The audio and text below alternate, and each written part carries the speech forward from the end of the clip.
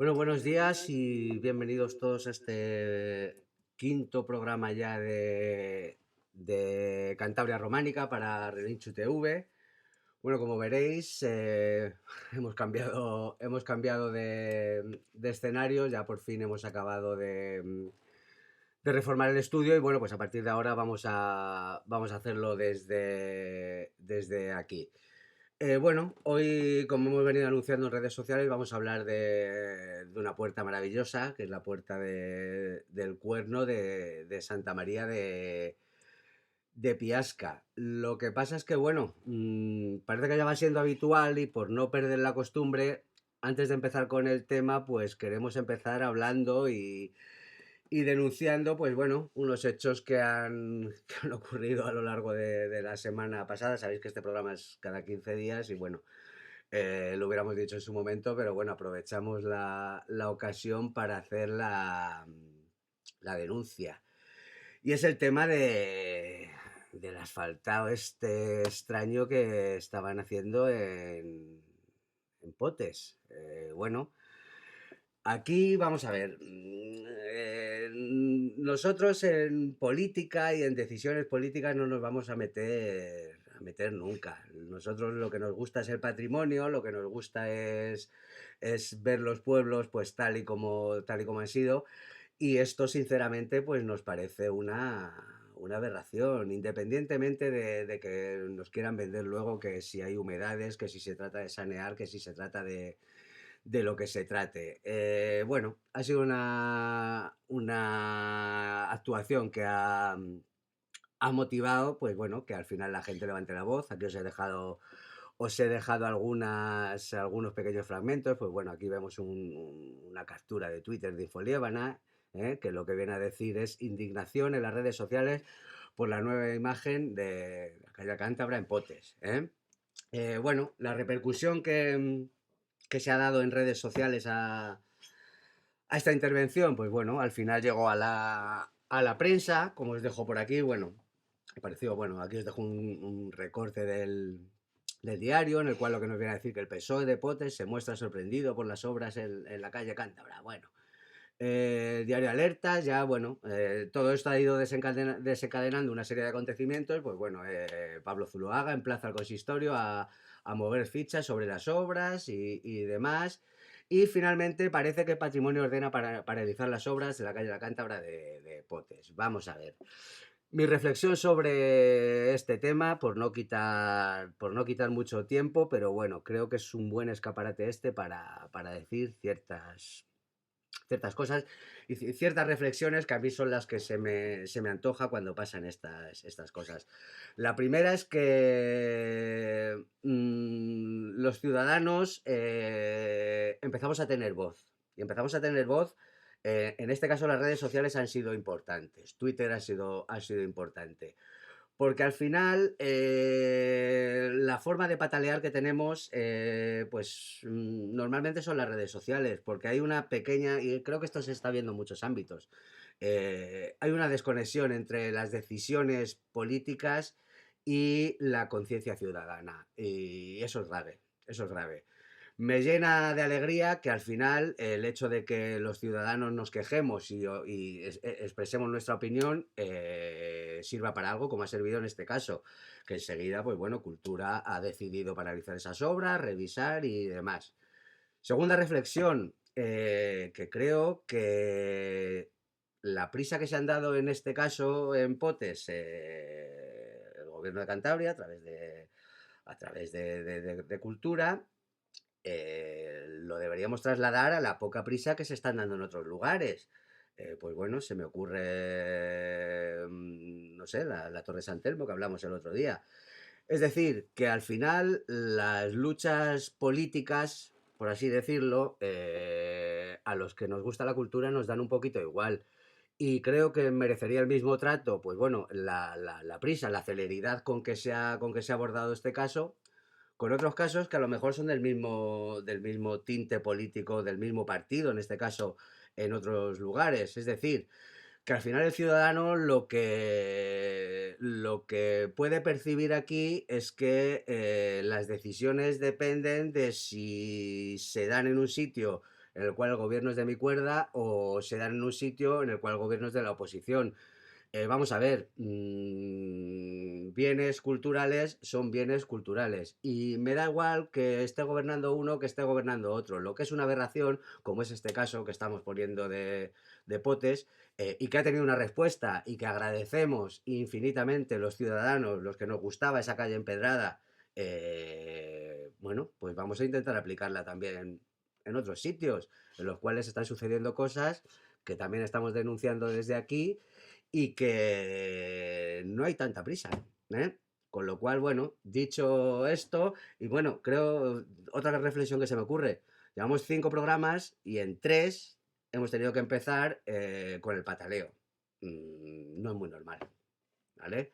Entonces, bueno, dicho esto, y perdón por, por empezar siempre cabreados y demás, también digo, es de agradecer que en este caso concreto que estamos hablando ahora, que es el de Potes, se haya dado una respuesta tan rápida a esa indignación ciudadana que empezamos a ver en redes, ¿de acuerdo? Con lo cual, bueno, yo ya os digo que lo que sí esperamos es que esa respuesta sea igual de efectiva, igual de rápida, pues en otros lugares. Ya os digo, se me ocurre porque lo hablamos hace 15 días de la torre, esa atalaya de San Telmo, que bueno, tampoco hemos tenido mucha más noticia después del derrumbe. Con lo cual, bueno, dicho esto, cultura es cultura y los ciudadanos lo que pedimos es que por favor, que se cuide lo nuestro, porque al final, si eso se pierde, pues no lo podemos volver a recuperar. Y joder, es una pena, es una pena. Bueno, dicho esto, empezamos. ¿Qué vamos a hablar hoy? Vamos a hablar de la Puerta del Cuerno de Santa María Santa María de Piasca, ¿eh? Que es esta que estamos viendo aquí. Bueno, de esta puerta hablamos hace muy poco. No sé si los espectadores de Relinchu lo verán, os recomiendo que lo veáis. Lo anunciamos en redes sociales que hablamos hace poco de ella en una de las mesas de iconografía románica que organiza la Fundación Cardín. ¿Vale? En este caso yo hablé de ella al respecto de iconografías de oficios, ¿vale? Porque ya veréis que aparecen varias novelas representando trabajos a un nivel bastante espectacular, además, ahora lo vamos a ver, porque, bueno, uno de los motivos de elegir esta puerta es que me parece bueno, es increíble el nivel de detalle y el nivel de delicadeza con que se muestra el románico cántabro, en general en todo Piasca, pero esta puerta es bastante especial. Y bueno, a lo largo del programa de hoy, pues vamos a intentar disfrutar de la exquisitez que se muestra en los relieves de esta puerta de Santa María de Piasca. Y que además yo creo sin duda, una de las más especiales de nuestro románico. Pero bueno, por ir por partes, vamos a empezar, como siempre, pues mostrándoos. A mí sabéis que yo soy muy fanático de las fotografías antiguas, sobre todo pues por ver cómo evolucionan todos estos lugares. En general, la mayoría han sufrido muchísimas remodelaciones hasta convertirse en lo que nosotros vemos hoy, ¿de acuerdo? Y en el caso de Santa María de Piasca, pues no es una excepción. Aquí os he puesto una imagen que realmente no he encontrado muchas imágenes antiguas de Piasca, tiene que haberlas, pero bueno, tampoco me ha dado mucho tiempo prepararlo más. Y sí que he encontrado esta, que es una fotografía de Dugo Marco, que es del año 1909. ¿Eh? Yo la he encontrado bueno, en una página de estas de venta de internet, pero he visto, buscando un poquito más sobre ella, que fue publicada por el diario ABC. Ellos tenían una sección antiguamente que se llamaba Paisajes Españoles y fue publicada en 1923. Y bueno, como veis, de lo que era a lo que es hoy, pues bueno, ha variado bastante. Bueno, ya os digo que por contextualizar un poquito el tema, vamos a hablar un poquito de Piasca. Esta imagen que os he dejado es bastante reciente. Yo estuve por Liébana en septiembre con mi mujer pasando unos días y esta imagen que veis aquí es de septiembre del año pasado. No porque la haya hecho yo la foto, pero me parece espectacular. O sea, Santa María de Piasca es una iglesia espectacular. El que no la conozca, bueno, pues creo que no se va a arrepentir no se va a arrepentir de ir. Y bueno, por contextualizar un poquito el tema, lo que hay que decir es que Santa María de Piasca tiene una historia larga, una historia muy larga desde su fundación como monasterio dúplice. Dúplice me refiero a que era un monasterio masculino y femenino, o femenino y masculino en este caso, ¿vale? Porque fue más importante el monasterio femenino que el masculino. Si queréis profundizar un poquito en el tema de Piasca, sabéis que a mí siempre me gusta, aunque no pongo aquí la bibliografía, siempre me gusta enseñaros algún libro. Tenemos este libro, que espero que se vea bien ahí, ¿vale? Que es un libro de Julia Montenegro Valentín, que está editado por la Universidad de Valladolid, ya tiene unos añitos, que lo que nos habla, bueno, lo que hace es estudiar el territorio lebaniego pues a través del centro monástico de Santa María de Piasca. Os aviso que es un libro un poco denso, ¿vale? En cuanto a datos, sobre todo, pero bueno, sí que constituye un estudio maravilloso en cuanto al análisis de documentos que hace, pues para dar una visión global del territorio lebaniego a través de ese centro de poder, porque lo que constituía Piasca en esa época era un centro, un auténtico centro de poder, quizás en pugna además con Santo Toribio, y creo que lo explica bastante bien y aparecen un montón de documentos que son muy interesantes, ¿vale? Por contextualizar un poquito, pues bueno, habría que remontarnos pues a finales del siglo VIII, principios del siglo IX, en ese proceso de repoblación, ¿vale? Y de avance hacia la meseta, cuando van surgiendo los primeros monasterios, eh, que no dejaban de ser los primeros monasterios reglados que aparecen en nuestra región, sujetos a una regla. Hay documentación bastante antigua al respecto de Santa María de Piasca. Pues se me ocurre, hay un documento de una donación en el cual ya nos hablan de la fundación de la iglesia en el año 930. Todavía en esa primera mitad del siglo X hay un documento que aparece en el propio cartulario. Además, Piasca es interesante porque conservamos su cartulario. Sabéis que en otras iglesias cántabras pues no hemos tenido tanta suerte y al final se ha perdido. Hay un documento del año 941 en el cual aparece mencionado el monasterio, y es muy importante este documento porque aparece mencionado el monasterio al mando de una abadesa que se llamaba Ailo, y nos habla de esa primera comunidad dúplice que estaba conformada por 36 religiosas y también por religiosos, aunque sí que nos da el número de féminas, no nos da el número de monjes que había. Y muy importante también porque, como decimos, eran comunidades que ya estaban obedeciendo una regla, en este caso la regla de San Fructuoso, ¿de acuerdo? Se me ocurre en este punto, y es una cosa que vengo pensando hace tiempo, bueno, ya lo pondremos en redes sociales a ver qué os parece, hacer un programa de protagonistas femeninas, ¿vale?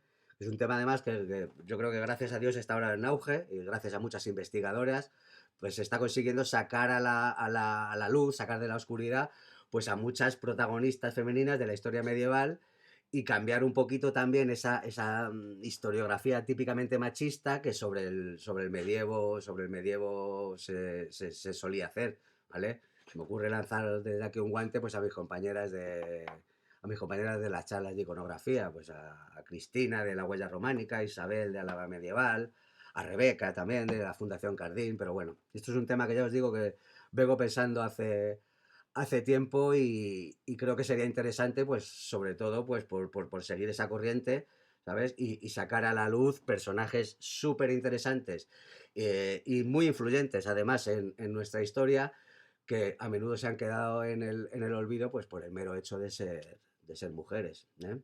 ¿De acuerdo? Bueno, eh, por no alargarnos mucho, en el siglo XI, ¿de acuerdo? El monasterio va ganando muchísima importancia, ¿vale? Santa María de Piasca gana mucha importancia, ya os digo, en pugna con el que por entonces era San Martín de Turieno, ¿vale? Con Santo Toribio, eran los dos monasterios que había en Liébana. Y ¿qué significó esa importancia que empezó a tener? Pues que fueron acumulando multitud de posesiones, ¿vale? En el siglo XI, esto también es importante a la hora de acercarnos a la historia de Santa María, se promulgó una bula papal que ordenó la separación de los monasterios dúplices. Como hemos dicho, en esa época era una comunidad que estaba integrada tanto por mujeres como por hombres, ¿de acuerdo? Entonces las monjas, ¿vale? En este caso la comunidad femenina se trasladó a San Pedro de las Dueñas, ¿vale? Y esa segregación al final acabó siendo muy temporal, ¿vale? Porque se volvieron a documentar religiosas en Santa María de Piasca muy poquito después bajo la órbita de Sagún, ¿de acuerdo? Bueno, la importancia de Piasca pues no paró de crecer, ¿de acuerdo? Con todos esos bienes que ellos fueron acumulando, esas posesiones, esas tierras, esos dominios, pues al final, en el siglo XII, ¿de acuerdo? Se edificó una nueva iglesia, ¿vale? Creo que es obvio, pero bueno, se dice, para edificar estas iglesias y llevar a cabo obras de esta importancia, como fue la iglesia actual que vemos en Santa María de Piasca, pues hacía falta o bien una donación de alguien importante, que en este caso el conde de Liébana tuvo bajo su protección el monasterio, o acumular una cantidad de bienes importante. Entonces, ya os digo que la importancia de Santa María de Piasca no paró de crecer y lo que se hizo fue necesaria la reconstrucción, la ampliación de la iglesia monacal, ¿de acuerdo? Esa reconstrucción pues acabó derivando en esta imagen que vemos aquí, y como os decía es de septiembre del año pasado. De acuerdo que es la iglesia que vemos actualmente y que data del año 1172. Esto es una inscripción, ¿vale? Que veis, una lápida fundacional que se conserva en uno de los muros a la izquierda de la portada principal. Y es una inscripción muy importante, ¿vale? Porque lo que nos da es la fecha exacta en la que se consagra la iglesia y nos habla también de ciertos personajes, ¿eh? Nos habla del obispo de León, del abad de Sagún, del propio abad de Piasca, ¿vale? Que el Petrus Albus, que aparece en esa lápida mencionado, y muy importante porque también nos dice quién fue el maestro de obras, que fue Cobaterio, ¿de acuerdo? Bueno, durante la Baja Edad Media, pues como muchos monasterios de esta que alcanzaron cierto auge en esta época de repoblación, pues durante la Baja Edad Media empieza a sufrir un retroceso en esa hegemonía, ¿vale? En esos dominios que hasta entonces había ostentado. Y bueno, la iglesia se remodela y ya os digo, tanto la iglesia como el claustro, hoy desaparecido, que es al que da entrada a esta puerta de la que vamos a hablar hoy. Lo que nos interesa hoy, y en esta foto que os he puesto aquí creo que se va a apreciar muy bien, es que existen dos portadas en Piasca, ¿de acuerdo? Dos portadas, creo que sin temor a equivocarme, de lo mejor del románico de Cantabria y por extensión de lo mejor del románico de nuestro país. La principal es la que veis aquí en esta foto, que creo que se ve bastante bien bajo la espadaña. Aquí os la pongo un poquito más grande. Bueno, no vamos a hablar hoy de ella, pero bueno, creo que es una maravilla estéticamente, creo que insuperable. ¿De acuerdo? El programa pasado, hace 15 días, al hablar de iconografía caballeresca, ya estuvimos viendo una de las metopas, el famoso guerrero de Piasca, que precisamente pues, pertenece a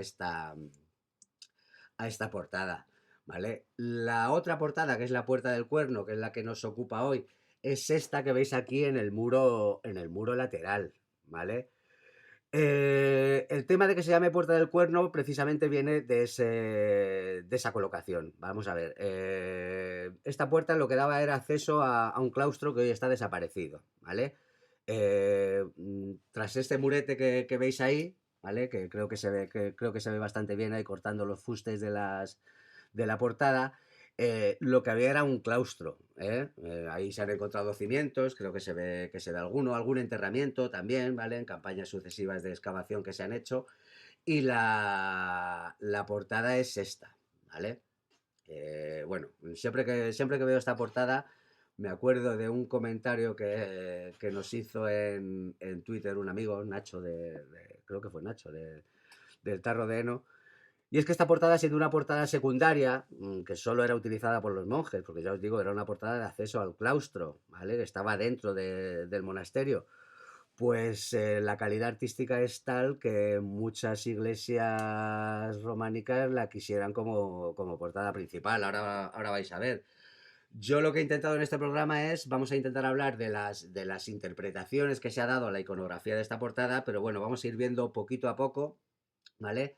La iconografía que encierran en todas las metopas, para luego intentar dar una explicación o analizar las explicaciones, porque yo lo que he hecho es analizar las explicaciones que han dado los expertos sobre ese conjunto de metopas que vemos ahí y que, bueno, parecen tener algún significado, aunque como vais a ver ahora las explicaciones son bastante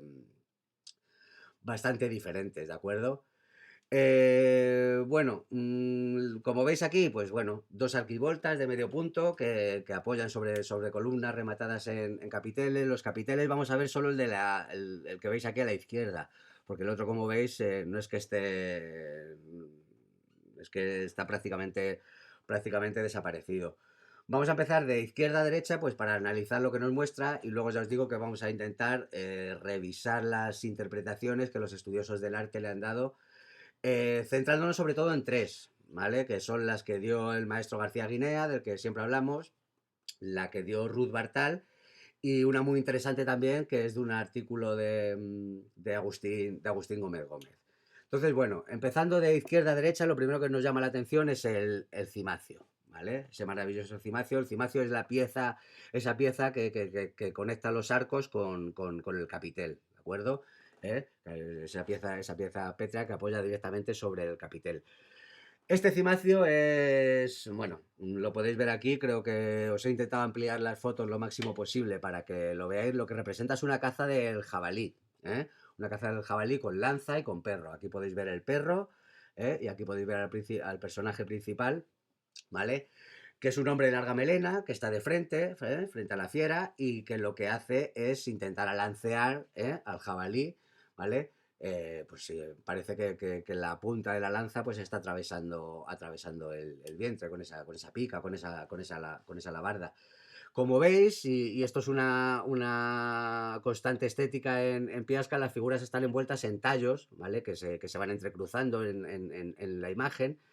Y bueno, en la esquinita, creo que se ve aquí, detrás de la melena del personaje principal, lo que vemos es una especie de máscara, una especie de animal, que lo que está haciendo es intervenir con la segunda parte del cimacio que ahora vamos a ver. Estas escenas de caza, y ya os digo, si veis el detalle aquí del perro intentando morder las piernas del jabalí, son muy habituales en el románico, se me ocurre. En Villacantiz tenemos una que es muy curiosa también, que es una caza del oso, ¿vale? Ya os digo que la caza es una iconografía muy extendida, sobre todo en dos vertientes. La caza, lo que hay que pensar es que, pues sobre todo en la Alta Edad Media, pues sufre una evolución de la alta a la plena Edad Media como actividad que pasó de ser una actividad de supervivencia a una actividad que estuvo reglada, ¿vale? Y que era llevada a cabo sobre todo por nobles, ¿de acuerdo? Con lo cual ya os digo que es una iconografía que se ve aparecer no en el románico cántabro, en todo el románico peninsular, pues aparecen múltiples escenas de este tipo de iconografía, ¿de acuerdo? Ya os digo que estéticamente me parece maravilloso, me parece que los detalles, aunque la cabeza del perro está un poquito desgastada, pues que os fijéis sobre todo cuando vayáis en cómo intenta ese perro morder las patas traseras de la fiera. Y bueno, como esa lanza, esa pica, esa alabarda atraviesa el estómago del animal, que además está muy bien hecho. Siempre me ha parecido que en este caso sí que no hay duda que es un jabalí, porque aparecen casi los dientes, parece que se le ven bastante bien los dientes y está muy bien reflejado, ¿de acuerdo? Damos la vuelta al cimacio y ¿qué es lo que encontramos? Pues otra escena que también es muy habitual en nuestro románico, que son estos seres mitológicos que pueden ser, no me atrevería yo a decir si son basiliscos o son grifos, cuerpo de ave, alas y, y garras de felino, que están enfrentados, ¿vale? Parece que en los picos pues lo que sujetan son racimos, no sé si uvas o piñas, y que como en el caso anterior, como en la otra parte del cimacio que hemos visto, pues también se ven enredados pues por esos tallos que aparecen muy repetidos. A la parte de atrás, y esto lo vais a ver en la arquivolta superior, todo lo que aparece, toda la decoración está constituida por hojas de acanto. ¿De acuerdo? Bueno, siguiente parte del cimacio, pues bueno, un busto humano, ¿vale? Con la melena extendida, que parece sujetar un arco, ¿vale? Y que hace frente a otro ser mitológico, ¿vale? A un basilisco, a un grifo, ¿vale? Con el cuello curvado hacia el otro lado. Y como veis, prosiguen esa decoración de tallos tan característica de Piasca que bueno, aparece en todos estos cimacios.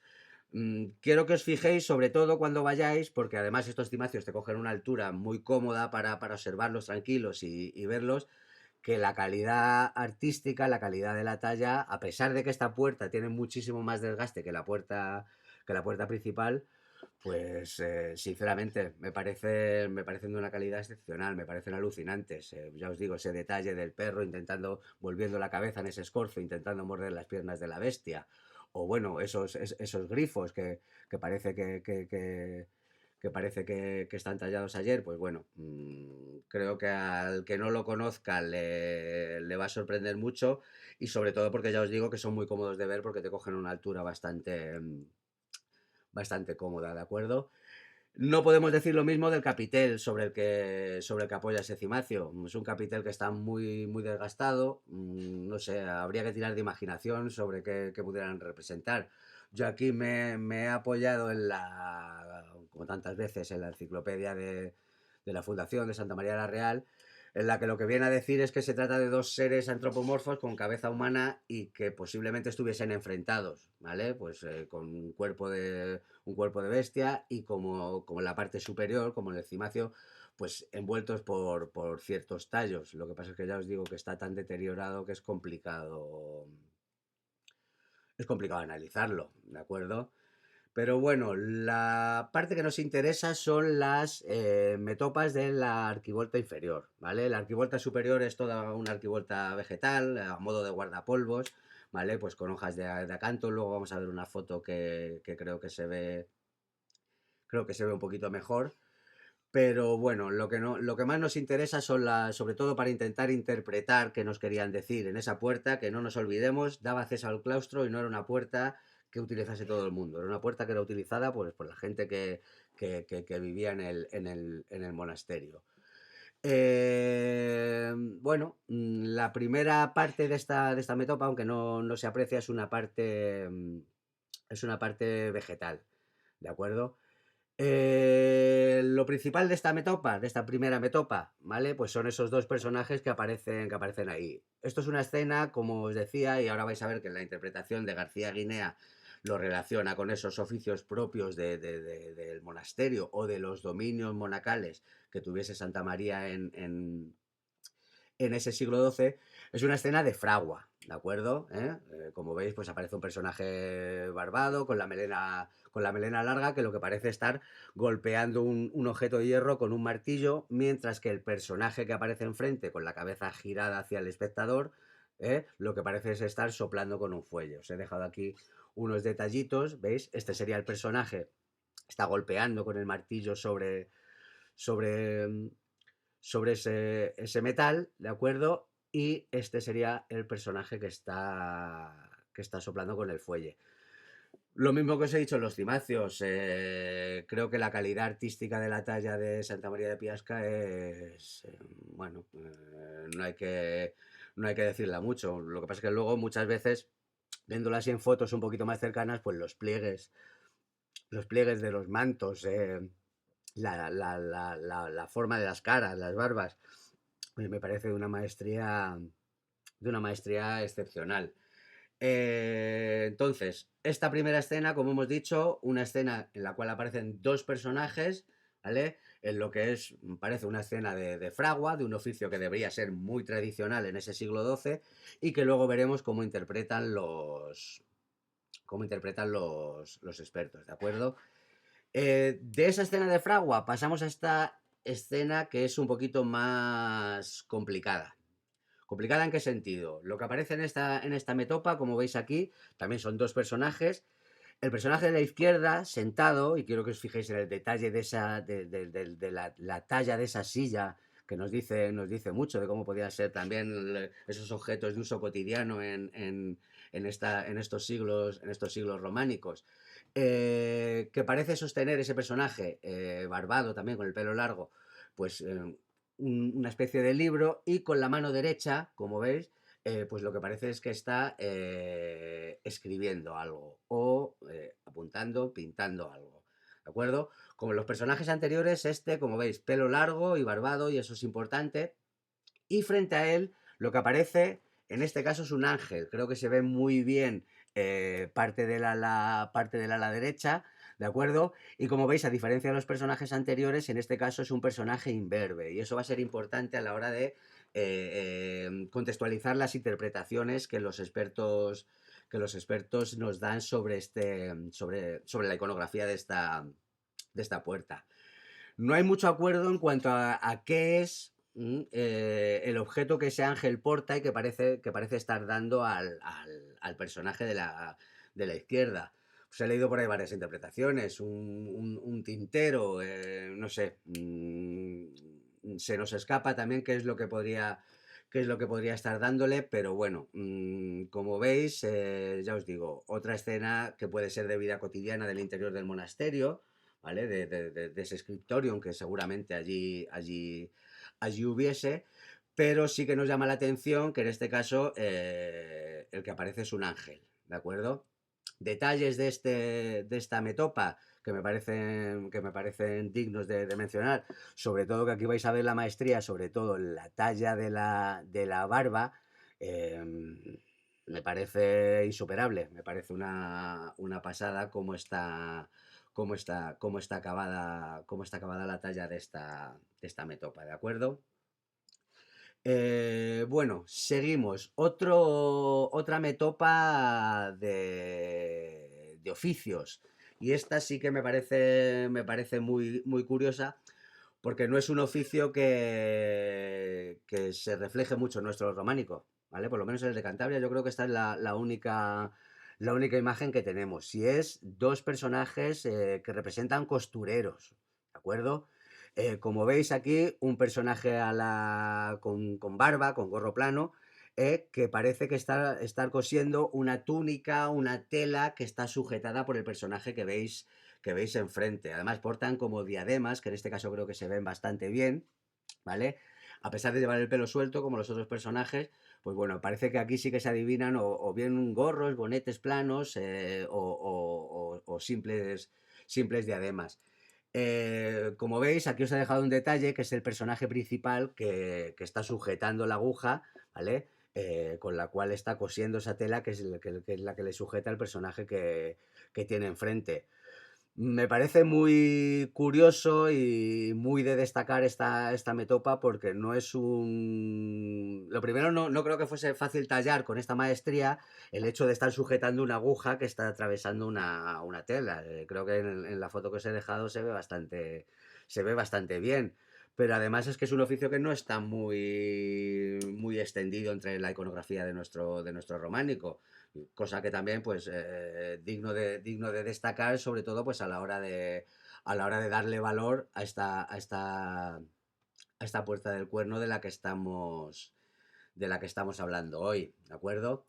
Y bueno, De esa iglesia, de esa metopa, de esa imagen de los costureros, vamos a lo que es el cenit, ¿vale? El núcleo central, que es en el que se basan todas las interpretaciones que vamos a ver a continuación de esta puerta del cuerno, que es el famoso beso de Piasca.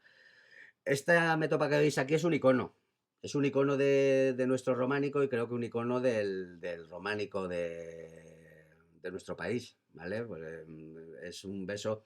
Hay un artículo muy bueno que yo siempre recomiendo, no por nada, porque es de una amiga, pero porque explica fenomenal todo lo que estamos intentando explicar hoy, que es un artículo que se llama Historia de un beso románico, ¿vale? Es un artículo que escribió nuestra amiga Cristina Párvole, de la Huella Románica, que trabaja para la Fundación Santa María la Real, y que lo podéis encontrar en su blog. El blog se llama Studia Humanitatis. Si alguien lo necesita el enlace, os lo paso. Y os recomiendo que lo leáis porque explica muy bien todo esto que hoy estamos intentando explicar a través de las fotos, que son las posibles interpretaciones que hay sobre el conjunto que representa esta puerta del cuerno, pero que en realidad están basadas en esta escena principal, que es la escena central, en esta metopa del beso, ¿de acuerdo? Como veis, aparecen tres figuras. Bueno, realmente son cuatro porque la metopa se completa también con una metopa pequeña que está antes de esta mujer que veis aquí a la izquierda, que es una metopa vegetal y que no me parecía, bueno, tampoco tenía mayor trascendencia enseñarla. Lo principal de esta escena, bueno, como veis, tres figuras. La primera, que es la mujer que aparece a la izquierda y que parece tocar con su mano derecha la espalda de la otra, ¿vale? Que también parece una mujer. Como veis, dos personajes imberbes, que son los dos que aparecen a la izquierda, y un personaje barbado, ¿vale? Que está en actitud de besarse, como veis, además un gesto bastante tierno, me parece a mí, ¿vale? Sujetando la cara o acariciando la cara del otro personaje. Y es importante porque ya os digo, todas las interpretaciones que vamos a leer sobre el conjunto de la Puerta del Cuerno se basan en esta escena principal. Y es importante también porque no hay una unanimidad, y lo vamos a ver luego a la hora de verlo, sobre la masculinidad o la feminidad de los personajes que no aparecen barbados en esta puerta del cuerno, ¿vale?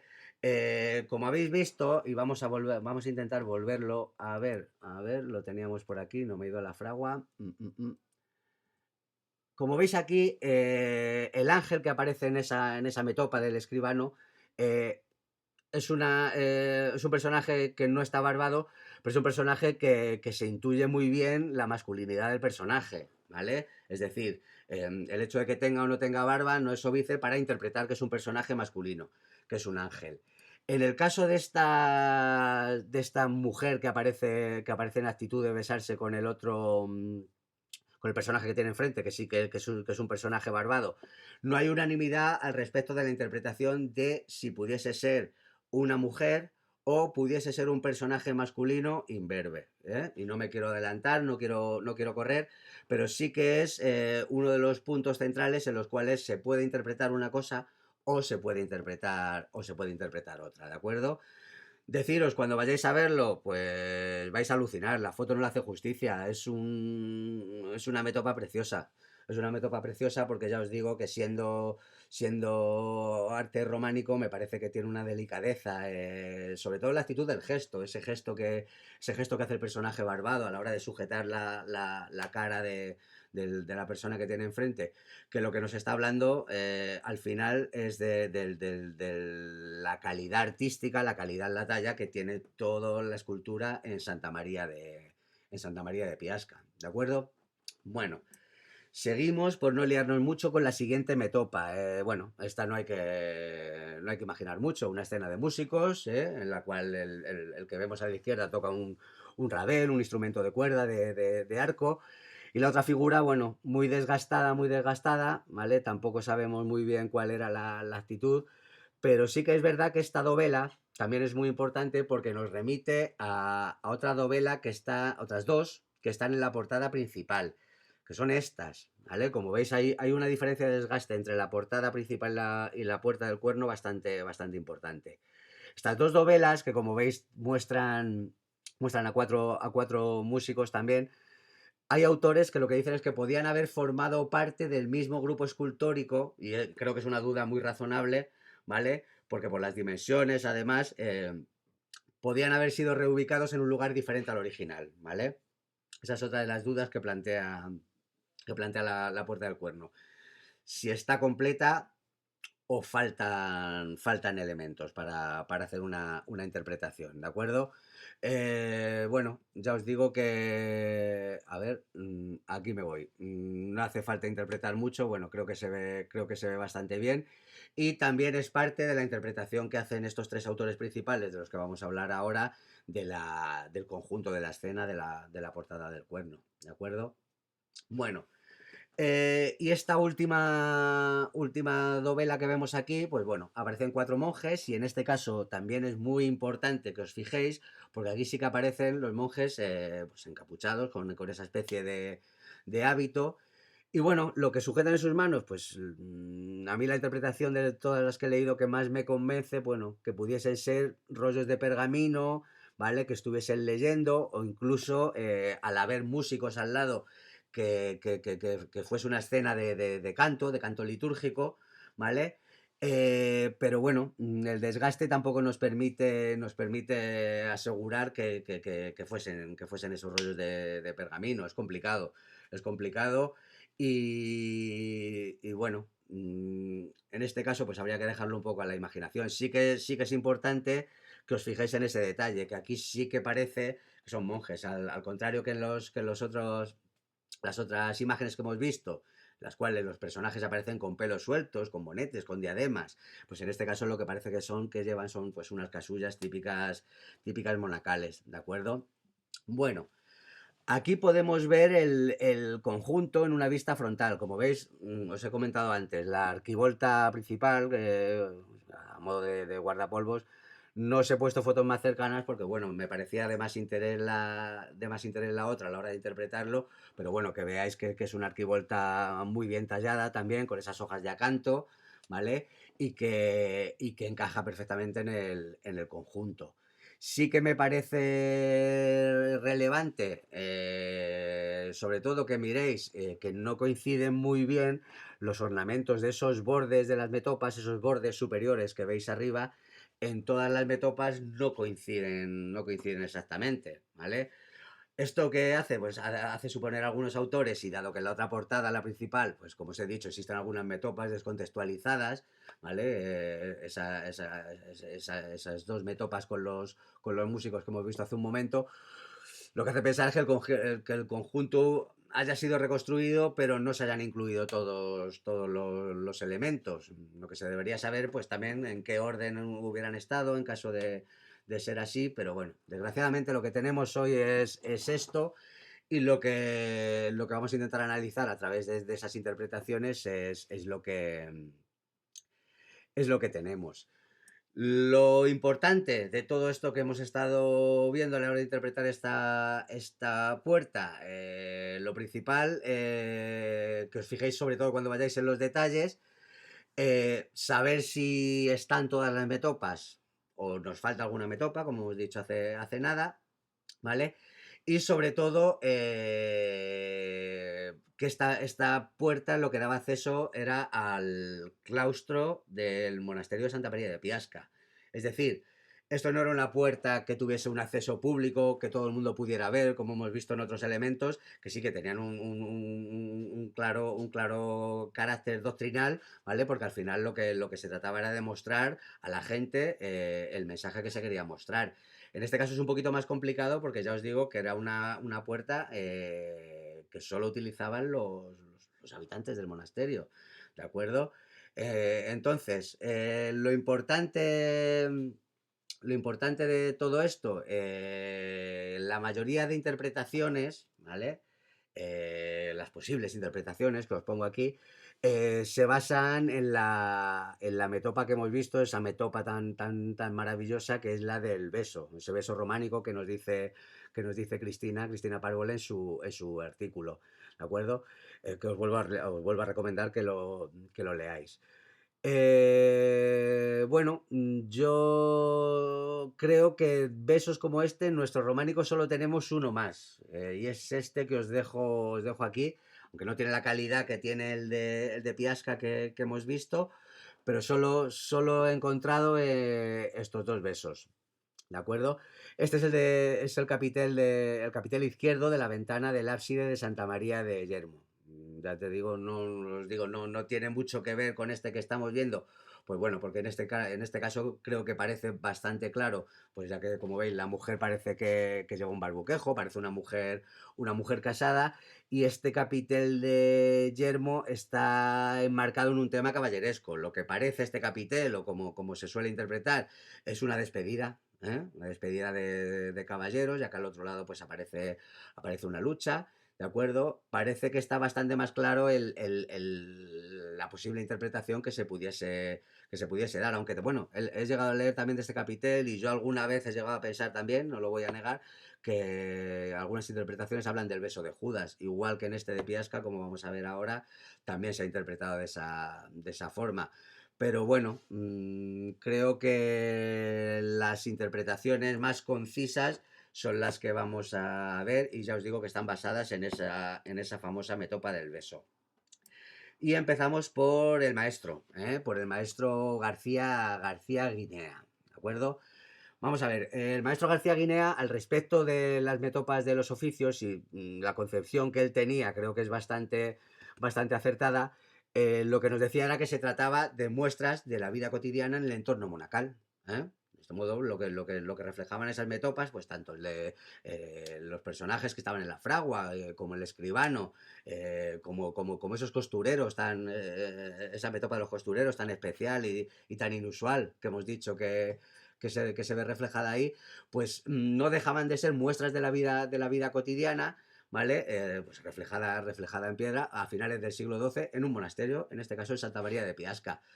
Eh, sí que hay que decir que la mayoría de esos personajes que aparecen ahí no son monjes, o no parecen monjes, ¿vale? Porque como hemos dicho, aparecen con el pelo largo, incluso con algún bonete, lo que parecen ser diademas, pero sí que pudiese ser, extendiendo un poquito esta interpretación que hace García Guinea, pues reflejo de la vida cotidiana, no en el monasterio, pero sí en los dominios, como hemos dicho, durante el siglo XI, pues esa fama que adquirió Piasca, esos dominios que controlaba, pues pudiese ser estas metopas reflejo, ¿vale? De la vida cotidiana, de los trabajos que se llevaban a cabo en los dominios del monasterio. ¿Vale? Las tierras de dominio monacal. Y eso sí me cuadraría bastante bien. Al respecto del famoso beso, pues aquí ya es un poco más complicado. García Guinea lo que interpreta es que lo que se trata esa metopa, esos tres personajes que aparecen, que son muestras de una imagen de lujuria, un amor lujurioso, ¿vale? Porque García Guinea lo que interpreta es que hay dos amantes, ¿vale? Que son los dos personajes principales, ese personaje masculino que acaricia la cara de la fémina y en esa actitud de besar, pero él interpreta la figura que aparece a la izquierda como una alcahueta, ¿vale? Bueno, hay controversia aquí en cuanto a ese personaje femenino, pues porque, como os digo, también hay algunas interpretaciones que hablan de un personaje masculino imberbe, como hemos ido viendo. García Guinea lo que interpretaba en esta metopa principal de esa puerta del cuerno era que se trataba de una imagen de lujuria, ¿de acuerdo? Segunda interpretación que nos ha parecido interesante recalcar, pues es la de Ruth Bartal, ¿vale? Ruth Bartal en un artículo, lo tenía por aquí apuntado, es complicado encontrar el artículo, ¿eh? El artículo se llama La representación de un compromiso nupcial regio en una fachada románica hispana. ¿Vale? Esto está incluido en un libro que habla del tímpano románico, imágenes, estructuras y audiencias, ¿vale? Que es del año 2003, y fue editado en Santiago de Compostela. Para Ruth Bartal, el significado que tiene el conjunto de esta puerta, ¿vale? Es la imagen del compromiso nupcial de una pareja real, ¿vale? En este caso Alfonso VIII y Leonor, ¿vale? Y su esposa Leonor. ¿En qué se basa Ruth Bartal en este artículo? Que está muy interesante. Sobre todo en una cuestión que es la coincidencia de fechas, ¿vale? Antes hemos visto, os la pongo por aquí otra vez, esta inscripción, ¿vale? Que nos hablaba de que esta iglesia fue consagrada en el año 1172, tiene una coincidencia bastante cercana con la boda de Alfonso y Leonor, ¿vale? La participación, además de ese abad de Sagún, que también aparece en la inscripción, en las negociaciones del enlace, ¿vale? De las que tenemos noticia, pues bueno, también le hacen pensar en que este conjunto iconográfico pues se pudiese estar refiriendo a eso. Las dudas que plantean los autores al respecto de la interpretación de Bartal, pues es que, por ejemplo, el resto de las escenas, contextualizarlas en esa boda es complicado. Ruth Bartal, por ejemplo, habla que los herreros lo que están haciendo es arreglar una rueda de carromato, como simbolismo quizás del largo recorrido que tuvo que hacer Leonor, ¿vale? Para encontrarse con Alfonso antes de las nupcias. Bueno, es una interpretación que pudiera encajar, pero sí que es cierto que hay otros autores que en lo que inciden al respecto de este artículo de Ruth Bartal, pues que hay una absoluta ausencia de símbolos regios, ¿de acuerdo? Aunque las fechas coincidan, ¿eh? Bueno, sería hilar muy fino el hecho de que se correspondiese con esa teoría, ¿de acuerdo? Bueno, otra teoría más. Hemos visto la de García Guinea, hemos visto la de Ruth Bartal y vamos a ver por último la de Agustín Gómez Gómez, ¿vale? Agustín Gómez Gómez tiene un artículo que también tenía por aquí apuntado que está, bueno, habla de la puerta del cuerno. Este artículo está publicado en la revista Codex Aquilerensis en el número 21. Codex Aquilerensis es la revista que edita la Fundación Santa María la Real. Y la interpretación de Agustín Gómez Gómez es muy curiosa y puede encajar bastante bien en el contexto de la iconografía de la Puerta del Cuerno. Agustín Gómez Gómez lo que nos dice es que estamos ante una representación de la boda de Tobías, ¿vale? La boda de Tobías un episodio que aparece, valga la redundancia, en el libro de Tobías. El libro de Tobías fue escrito a principios del siglo segundo antes de Cristo. Bueno, se conservan varias versiones diferentes, ¿vale? En griego, en latín.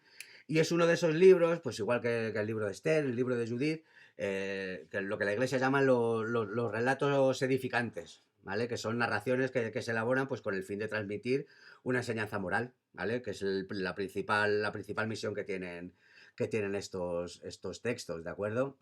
En este caso, bueno, por resumir un poco, pues se trata de la historia de una familia, de una tribu que fue deportada a Nínive, cuando sufre la invasión asiria. Esto es importante también porque al estar ambientada fuera de Palestina, esto es un elemento además básico en ese tipo de narración, la enseñanza que contiene ese libro está destinada principalmente a sostener la fe de los judíos que estaban dispersos en esa época en ambientes paganos, ¿de acuerdo? Y sobre todo para animarlos a mantenerse siempre fieles a la devoción a Dios, ¿vale? Porque además es un libro que lo que viene a narrar es una serie de desventuras, bueno, es un folletín, se queda ciego, luego recupera la vista y bueno, la enseñanza que transmite ese libro, la principal es el mantenimiento de la fe. Y esto es importante porque la puerta del cuerno, como hemos dicho, era un acceso al claustro y era una puerta que utilizaban principalmente los habitantes del monasterio, ¿de acuerdo? Hay un designio divino en este libro de Tobías, a través de un ángel, que lo que viene a significar, ¿vale? Es una especie de invitación a confiar en la providencia divina, ¿vale? A confiar en Dios, ¿vale? La historia de Tobías al final lo que viene a destacar son pues ciertos aspectos, ¿vale? Que son muy reiterativos, ¿sabes? Sobre todo incluso las reglas monásticas, ¿sabes? Sobre todo en la vida cristiana, en general de esos siglos. La santidad del matrimonio, el respeto filial, la misericordia al pobre, la práctica de la limosna. Y sobre todo, porque ya os digo que bueno, es un folletín, le pasan todo tipo de desgracias a Tobías, la aceptación de las pruebas que Dios nos pone en el camino, ¿de acuerdo? Entonces, bueno, así explicado muy a grosso modo, ese es el capítulo en el que se basa Agustín Gómez Gómez para dar su interpretación. ¿Cómo refuerza Agustín Gómez Gómez su teoría? Porque él se basa en una escena de la boda de Tobías que aparece en la Biblia de Ripoll. Os he dejado aquí una miniaturita en blanco y negro porque no he encontrado ninguna mejor, pero bueno, creo que en la esquina izquierda vais a ver muy bien esa escena del beso de la Biblia de Ripoll, que es del primer cuarto del siglo XI. Y esa similitud, ¿vale? En cuanto a la escena y en cuanto a la actitud del beso, pues bueno, Agustín Gómez Gómez, basándose además en otra serie de elementos, pues hace entender que la escena del beso lo que viene a representar es ese episodio de ese libro de Tobías. Basándose además en el resto de arquivoltas, igual que hace Ruth Bartal con su interpretación. Pues bueno, él, por ejemplo, la escena de los sastres, dice que, porque hay una escena en ese libro de Tobías en que la mujer del padre de Tobías tiene que confeccionar las telas con las que se van con las que se van a casar. Incluso la aparición del ángel, ese ángel Rafael, que aparece en el libro de Tobías, que es el que guía a Tobías ante todas esas desdichas, pues se puede reflejar también tanto en la metopa del escribano como en las últimas metopas, ¿eh? O sea que, bueno. Y lo más importante, ya os digo, la escena del beso que vemos reflejado aquí en esta miniatura de la Biblia de Ripoll, y que la mujer que aparece a la izquierda, en este caso de lo que Agustín Gómez Gómez interpreta como una fémina, ¿vale? Puede ser la madre de Sara, ¿vale? Con lo cual se contradeciría además muy radicalmente con la interpretación que da García Guinea. García Guinea la interpreta como una alcahueta, mientras que Agustín Gómez Gómez la interpreta como la madre de la esposa de Tobías, ¿de acuerdo? Puede encajar esta interpretación de Agustín Gómez Gómez porque ya os digo que es muy importante pensar que esa puerta daba acceso al claustro, es decir, que bueno, toda la interpretación moral, toda la enseñanza moral que hay en el libro de Tobías, pues bien se pudo haber resumido en esa iconografía de la Puerta del Cuerno que daba acceso a estancias a las cuales solo podían acceder los monjes, porque quizás pensándolo, interpretándolo, sobre todo por la situación, por ese acceso al claustro, que pintaría una escena de lujuria, que bueno, interpretaciones, yo siempre digo que cada uno puede interpretar en iconografía románica lo que crea, pero sí que me parece un poco extraño en este caso, pues, y no por contradecir al maestro, pero bueno, que apareciera una escena de lujuria en una puerta que realmente lo que daba acceso era a entornos del monasterio que eran bastante privados. Bueno, son las tres interpretaciones principales, son estas que os he dicho, García Guinea, Ruth Bartal y Agustín Gómez. Otras interpretaciones que se han dado a esta puerta, sobre todo a la metopa, a la famosa metopa del beso, pues bueno, he leído igual que en la de Yermo, que veíamos antes, os la vuelvo a poner, igual que en esta, he leído que se podía tratar del beso de Judas. Bueno, la traición que aparece en el Testamento, el beso de Judas en el Monte de los Olivos. Bueno, un beso es que corresponda con el beso de Judas, pues bueno, sería hilar, en mi opinión, demasiado fino. Hay otra interpretación, que además la estuve releyendo ayer, que es un artículo que aparece en el blog de la página de amigos del Románico, ¿vale? Que es de Fernando García Gil, que a lo que alude, y es muy interesante también, es que ese beso, la posibilidad de que ese beso lo que esté reflejando es la entrega de un novicio a la comunidad, ¿eh? Basándose además en este detalle que hemos intentado destacar a lo largo de la charla, de la indiferencia que hay entre los rostros de ciertos jóvenes imberbes y las figuras femeninas en la escultura del maestro Covaterio. A mí es una posibilidad también que me llama la atención, ¿eh? Me llama la atención en el sentido de que se trata de una puerta de acceso al claustro, una puerta que era utilizada por los monjes, lo que venimos diciendo. Lo que pasa es que esas dos figuras que aparecen ahí no parecen llevar ningún elemento que parezca distintivo de su pertenencia al clero. ¿Mm? Podría llamar la atención, en este caso a lo mejor, bueno, que el novicio pues sí que no sería extraño que mostrase ningún elemento clerical en su vestimenta o en la capucha o lo que fuera, pero en este caso sí que llama la atención esa ausencia de distintivos eclesiásticos en el otro personaje. Lo que nos dice Fernando Gil, que también que podría tratarse de una escena de una despedida, el beso fraterno de un padre a la hora de hacer entrega al hijo a la comunidad monástica. Ahí quizás cuadraría un poco más. Bueno, yo lo que, a ver, que me he ido, a ver, esto es. Yo lo que quiero que os animéis a visitar Piasca, sobre todo, y que os animéis también pues a intentar vosotros sacar algo claro cuando veáis todas estas metopas. Me parece, ya os digo, la escena del beso es casi un icono del románico de nuestro país, sin lugar a dudas, y que todas esas múltiples interpretaciones que hemos intentado explicar hoy aquí, pues bueno, que os animen, sobre todo la intención que tiene este programa, que os animéis a ir, que os animéis a ver y que también os animéis vosotros a interpretar, a sacar vuestras interpretaciones. Ya os digo que en esto del románico, pues hay ciertas cosas que son evidentes, pero hay ciertas interpretaciones, como hemos visto en este caso. Hemos visto tres interpretaciones absolutamente distintas. Que os animéis a visitarlo, a observar un poco más de cerca, a preguntaros qué nos querían decir con todas estas maravillas. Y bueno, la pretensión última es esta, que os animéis a visitar el románico. Bueno, pues hasta aquí el programa de hoy. Creo que nos hemos ido, veo aquí, un poquito más de una horita.